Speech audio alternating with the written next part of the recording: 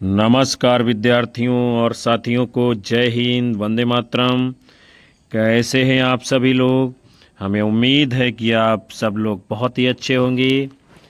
आप लोग पुनः आ चुके हो दीपक लक्ष्य एजुकेशनल चैनल के ऊपर, जहां पर आप सभी लोगों को आपके आगामी आने वाली परीक्षाओं और लक्ष्यों को ध्यान में रखकर निरंतर कक्षाएं दी जा रही हैं। आज हम पुनः आप सभी के बीच में काव्य शास्त्र से संबंधित बहुत ही महत्वपूर्ण प्रश्नों को, बिंदुओं को देखेंगे, जानेंगे, समझेंगे। आप सभी में से कोई चैनल के ऊपर पहली बार आया है तो सब्सक्राइब कर लीजिए, बेल आइकन दबा लीजिए, ताकि आपको भी ऐसी ही महत्वपूर्ण कक्षाओं की जानकारी समय पर मिलती रहेगी। एक बार आप सभी लोग ईमानदारी से कक्षा को लाइक, कमेंट कर शेयर कर दीजिए। और हम लोग शुरुआत करते हैं आज के पहले प्रश्न के साथ में। क्या है? सही सुमेलित है। तो ये जो रस संप्रदाय है, ये किसने दिया है? भरत मुनि जी ने। ध्वनि संप्रदाय किसने दिया है? आनंदवर्धन जी ने। वक्रोक्ति संप्रदाय किसका है, यानी प्रवर्तक कौन है? कुंतक जी हैं। और रीति संप्रदाय के प्रवर्तक कौन हैं? आचार्य वामन जी। फिर आप सभी लोगों का अगला क्वेश्चन है, संस्कृत के आचार्य जिन्होंने विशेषो गुणात्मा कहकर सूत्र के आधार पर रीति और गुण में अभेद माना है, उनका नाम क्या है? आचार्य वामन। फिर अगला है आपका क्वेश्चन, वक्रोक्ति को काव्य की आत्मा किसने कहा है? आचार्य कुंतक जी ने माना है। फिर है, सामान्य रूप से काव्य गुणों के भेद कितने हैं? 3 भेद हमारे वहाँ माने गए हैं सामान्य तौर पर। फिर आपका अगला क्वेश्चन है,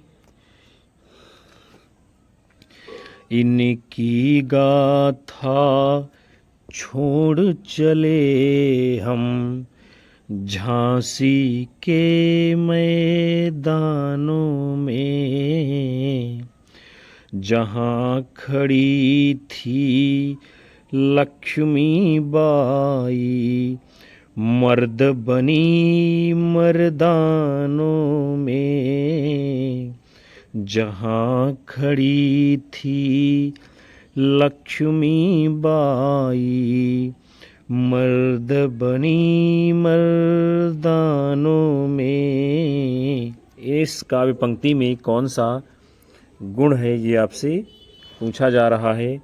तो इसमें कौन सा काव्य गुण है? ओज काव्य गुण है। फिर अगला है आपका क्वेश्चन, चारु चंद्र की चंचल किरणें खेल रही थी जलथल में, स्वच्छ चांदनी बिछी हुई है अवनी और अंबरतल में, इसमें कौन सा काव्य गुण है? प्रसाद गुण। फिर आपका अगला क्वेश्चन है, क्या है? अबला जीवन हाय तुम्हारी यही कहानी, आंचल में है दूध और आँखों में पानी, इसमें क्या पूछा जा रहा है? कौन सी व्यंजना है? तो व्यंजना का भेद है आर्थी व्यंजना। फिर अगला क्वेश्चन है, रस निष्पत्ति के स्थायी भाव के अतिरिक्त जो है कितने तत्व माने गए हैं? 3 तत्व और माने गए हैं। फिर है, हिंदी में संस्कृत के 9 रसों में और कितने रस जोड़े गए हैं? 2 रस और बढ़ाए गए हैं। फिर अगला क्वेश्चन है, आचार्य भरत मुनि जी ने काव्य गुणों की संख्या कितनी मानी है? तो इन्होंने काव्य गुणों की संख्या 10 मानी है। फिर आपका अगला क्वेश्चन है, मंद मंद मुरली बजावत अधर धरे, मंद मंद निकरचो मुकुंद मधुवन ते, मंद मंद मुरली बजावत अधर धरे, मंद मंद निकरचो मुकुंद मधुवन ते। इन काव्य पंक्तियों में कौन सा काव्य गुण है? तो इसमें है माधुर्य गुण। फिर आपका अगला क्वेश्चन है, मुंड कटत कहूँ रुंड नटत कहूँ सुंड पटत धन गिद्ध लसत कहूँ। मुंड कटत कहूँ रुंड नटत कहूँ सुंड पटत धन गिद्ध लसत कहूँ। सिद्ध हसत सुख वृद्धि रसत मन। इन काव्य पंक्तियों में कौन सा काव्य गुण है? तो यहाँ पर है ओज काव्य गुण, क्योंकि मुंड कहीं पर मूड़ कट रहे हैं, कहीं पर शरीर का धड़ गिर रहा है और कहीं गिद्ध दिखाई पड़ रहे हैं। तो ये सब किसका संकेत कर रहे हैं? ओज का। फिर आपका अगला क्वेश्चन है, काव्य संप्रदायों का जो सही क्रम है उसे हम लोग जानते हैं। तो सबसे पहले रस संप्रदाय आया, फिर अलंकार संप्रदाय का, फिर रीति संप्रदाय, उसके बाद ध्वनि संप्रदाय, फिर वक्रोक्त संप्रदाय, सबसे अंतिम है औचित्य संप्रदाय। यही इन काव्य संप्रदायों का सही क्रम निर्धारित किया गया है। फिर है काव्य के संप्रदाय और उनके प्रवर्तक। तो रस संप्रदाय के प्रवर्तक कौन है? भरत मुनि जी। अलंकार संप्रदाय के प्रवर्तक कौन है? भामह जी। रीति संप्रदाय के प्रवर्तक कौन है? वामन जी। और ध्वनि संप्रदाय के प्रवर्तक कौन है? आनंदवर्धन जी। फिर उसके बाद में है अगला, वक्रोक्ति संप्रदाय के प्रवर्तक कौन है? कुंतक जी हैं। औचित्य संप्रदाय के प्रवर्तक कौन हैं? क्षेमेंद्र जी। फिर हम सभी लोग आगे बढ़ते हैं। आपका अगला क्वेश्चन है, रीति आत्मा काव्यस्य विशिष्ट पद रचना रीति काव्य शोभायाः कर्तारो धर्माः गुणाः। इन उक्तियों के रचनाकार कौन हैं? आचार्य वामन जी। फिर आपका अगला क्वेश्चन है, काल क्रम के अनुसार आचार्यों का क्रम है। दंडी जी हैं 7वीं शताब्दी, वामन जी हैं 8वीं शताब्दी, मम्मट जी हैं 11वीं शताब्दी, विश्वनाथ जी हैं 14वीं शताब्दी का समय है इनका, पंडित राज जगन्नाथ जी 17वीं शताब्दी समय है। फिर आपका अगला क्वेश्चन है, अलंकारवादियों ने अलंकार को कहा है, क्या कहा है? काव्य का सर्वस्व। फिर है, काव्य अलंकार सूत्र ग्रंथ के रचनाकार कौन हैं? आचार्य वामन जी हैं। भामह का अलंकार से संबंधित ग्रंथ कौन सा है? काव्य अलंकार है। आचार्य जगन्नाथ जी की कृति कौन सी है? रस गंगाधर है। फिर है, काव्य प्रकाश ग्रंथ के रचनाकार कौन हैं? आचार्य मम्मट जी हैं। उसके बाद में आपका अगला क्वेश्चन है, शक्तिर्निपुणता लोकशास्त्र काव्याद्वेक्षणात् काव्यज्ञ शिक्षया अभ्यास इति हेतुस्तद उद्भवे। इस यानी काव्य हेतु संबंधी यह जो उक्ति है किसकी है? ये आचार्य मम्मट जी की। फिर जो है आपका अगला क्वेश्चन है, वक्रोक्ति जीवितम। इस ग्रंथ के रचनाकार कौन हैं? आचार्य कुंतक जी। अगला है, औचित्य विचार चर्चा ग्रंथ के रचनाकार कौन हैं? क्षेमेंद्र जी। फिर है, ध्वन्यालोक ग्रंथ के रचनाकार कौन हैं? आनंदवर्धन जी। काव्यादर्श ग्रंथ के रचनाकार कौन हैं? दंडी जी हैं। चंद्रालोक ग्रंथ के रचनाकार कौन हैं? जयदेव जी हैं। साहित्य दर्पण ग्रंथ के रचनाकार कौन हैं? आचार्य विश्वनाथ जी। फिर है आपका अगला, अदोषौ सगुणौ सालंकारो च शब्दार्थो काव्यम। काव्य का यह लक्षण निर्धारित किया है किसने? आचार्य हेमचंद्र जी ने। फिर है, नहीं रसाद्रते कश्चिदर्थः प्रवर्तते। ये कथन किसका है? भरत मुनि जी का।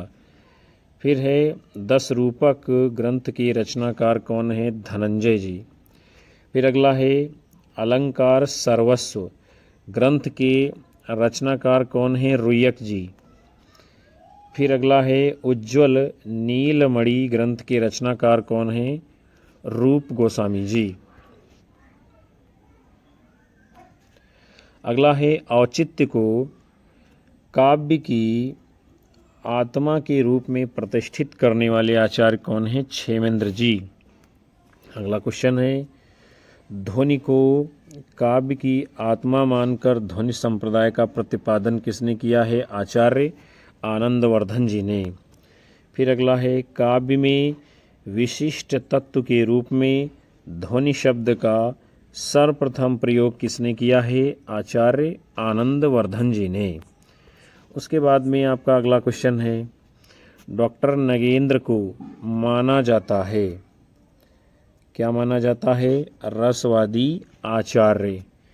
फिर अगला है जहाँ शब्द प्रत्यक्ष अर्थ को त्याग कर किसी और ही अर्थ की प्रतीत कराए, जो प्रत्यक्ष अर्थ की अपेक्षा अधिक चमत्कारपूर्ण हो, काव्यशास्त्र के अनुसार ये लक्षण किसका है? ध्वनि का लक्षण है। फिर आप सभी लोगों का अगला क्वेश्चन है मिथक का घनिष्ठ संबंध होता है, किससे होता है? अति मानवीय पौराणिक पात्रों से।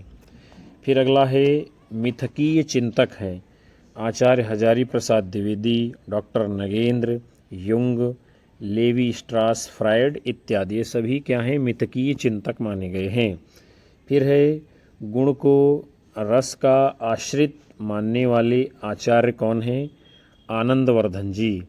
अगला क्वेश्चन है प्रतिभा व्युत्पत्ति मिश्रः समवेते श्रेयस्यो इति, यह मत किसका है? आचार्य राजशेखर जी का। प्रतिभा व्युत्पत्ति मिश्रः समवेते श्रेयस्यो, ये कथन किसका है? आचार्य राजशेखर जी का। फिर अगला क्वेश्चन है काव्य के अर्थ वैज्ञानिक विवेचन का शुभारंभ किसने किया है? आचार्य वामन जी ने। अगला क्वेश्चन है आचार्य वामन ने काव्य हेतु के स्थान पर किस शब्द का प्रयोग किया है? काव्यांग। फिर अगला है आचार्य भामह ने काव्य हेतु किसे माना है? प्रतिभा व्युत्पत्ति और अभ्यास। 3 काव्य हेतु भामह जी ने बताए हैं। उसके बाद में अगला है बिंब का कार्य क्या है? तो बिंब का कार्य है काव्य को सजीव बनाना।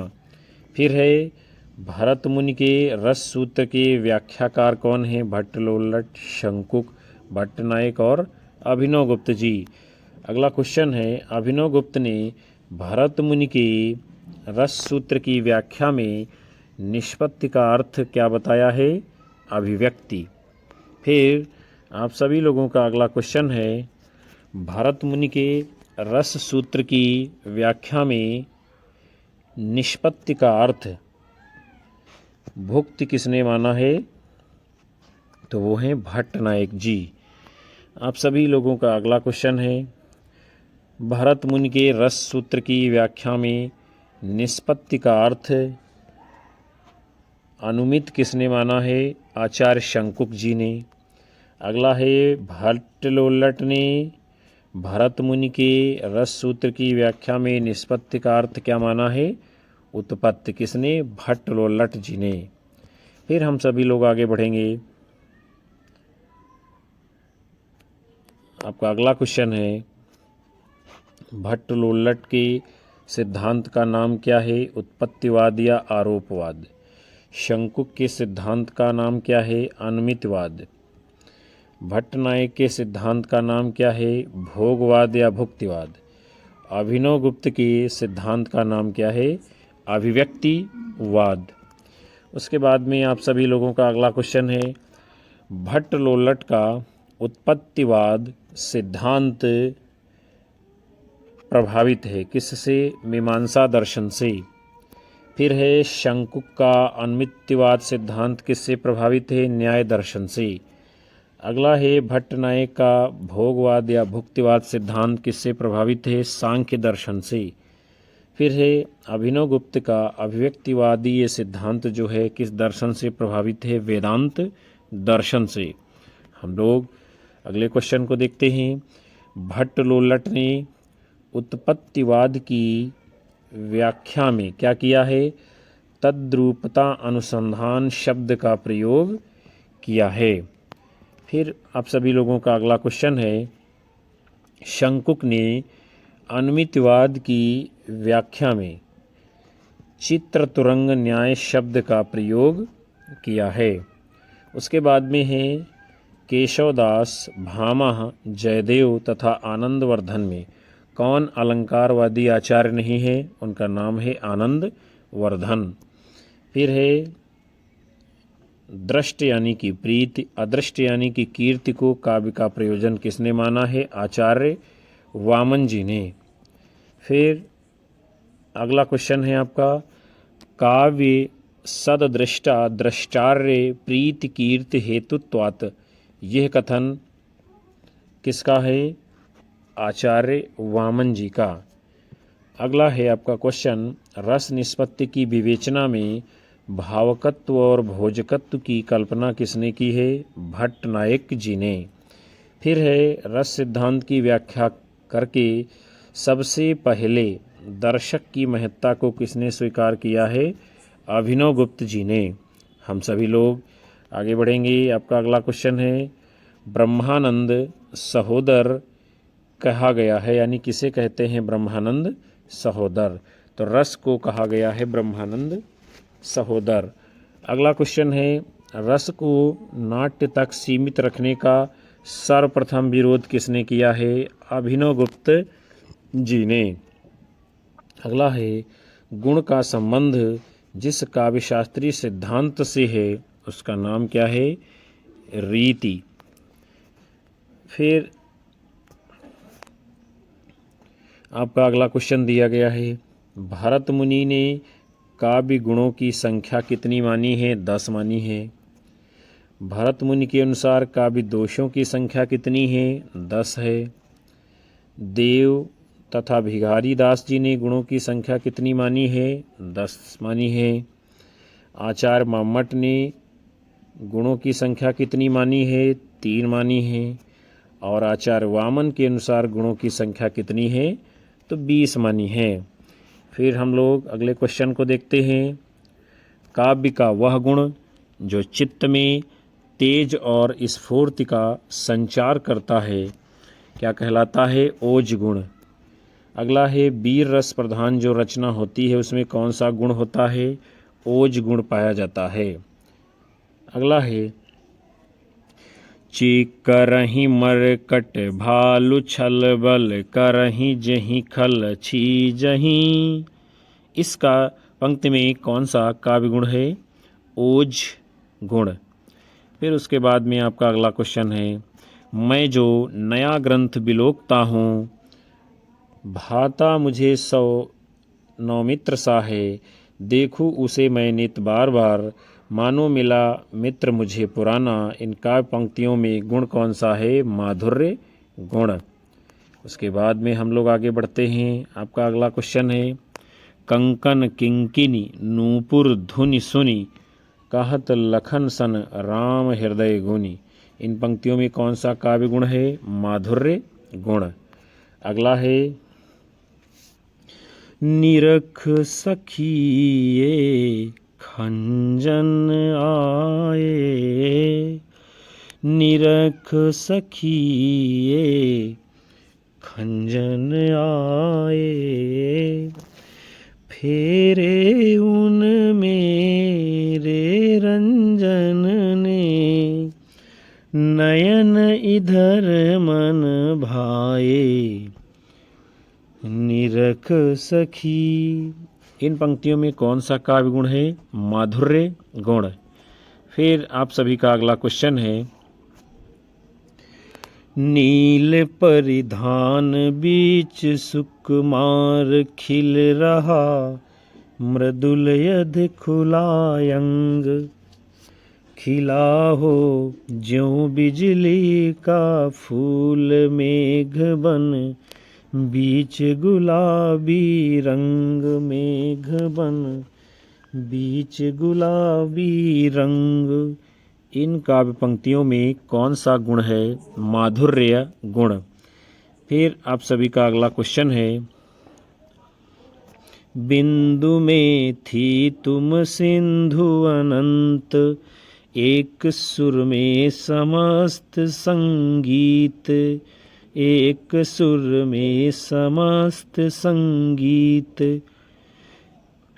एक कलिका में अखिल बसंत, एक कलिका में अखिल बसंत, धरा पर थी तुम स्वयं पुनीत। इन पंक्तियों में कौन सा गुण है? प्रसाद गुण। फिर आप सभी लोगों का अगला क्वेश्चन है, हिमाद्रि तुंग श्रृंग से प्रबुद्ध शुद्ध भारती, स्वयं प्रभा समुज्ज्वला स्वतंत्रता पुकारती। इन काव्य पंक्तियों में कौन सा गुण है? ओज गुण। फिर अगला क्वेश्चन है, सब को जानत तुम्हें सारे जगत जहान। इसमें काव्य दोष कौन सा है?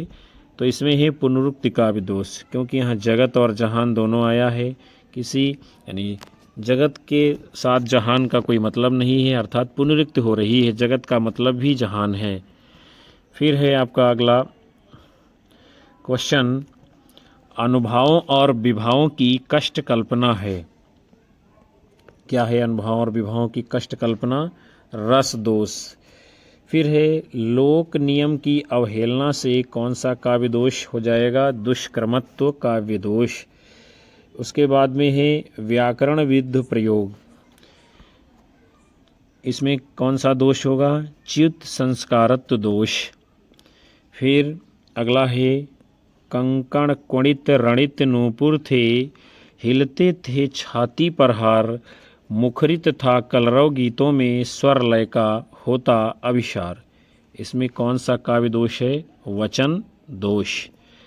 फिर जो है आपका अगला क्वेश्चन है, तरु रिपु रिपु धर देख के, विरहिन तिये अकुलाए।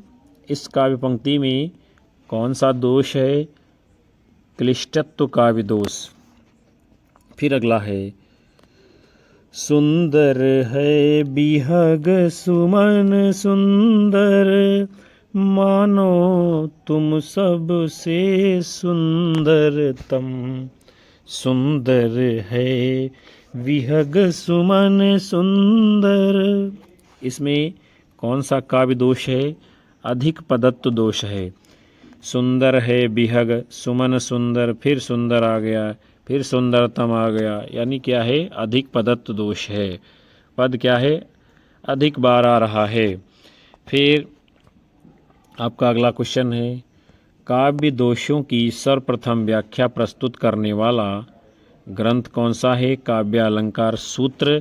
और किसका है ये ग्रंथ? आचार्य वामन जी का। फिर अगला क्वेश्चन है, काव्य दोष का लक्षण बताने वाले आचार्य विश्वनाथ की प्रसिद्ध उक्ति कौन सी है? रसापकर्षकाः दोषः। रस के अपकर्षक जो होते हैं वो दोष कहलाते हैं। तो प्यारे विद्यार्थियों,